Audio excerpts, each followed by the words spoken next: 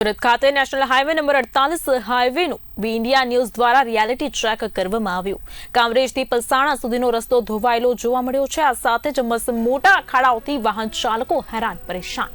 1 થી 2 ફૂટ સુધીના ખાડાઓથી અકસ્માતનો ભય સતાવી રહ્યો છે। વરસાદ બંધ થયાને 15 દિવસથી વધુ સમય થયા હોવા છતાં કામગીરી નહીં કરવામાં આવી રહી। નેશનલ હાઈવે નંબર 48 ઓથોરિટી ક્યારે લેશે જવાબદારી તેવા અનેક પ્રકારના સવાલો ચર્ચાઈ રહ્યા છે।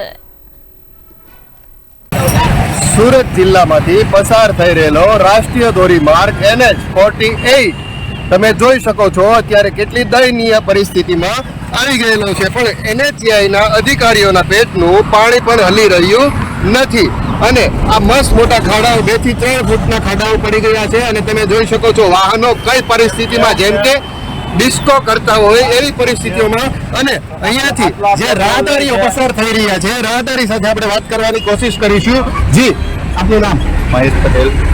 શું પરિસ્થિતિ છે? પરિસ્થિતિ ખરાબ છે। આટલો બધો ટોલ ટેક્સ લે છે, સરકારે ધ્યાન આપવું જોઈએ ને આવા રોડ સારા બનાવવા જોઈએ જેથી કરીને વાહનો ચલાવતા એક્સિડન્ટ નહીં થાય, નુકસાન નહીં થાય, કોઈને તકલીફ નહીં પડે, ઈજા નહીં થાય, એ બધું ધ્યાન આપવું જોઈએ। પ્રશાસને અને સરકાર આ જવાબદારી સ્વીકારવી પડે અને તાત્કાલિક ધોરણે કાર્ય કરવું પડે।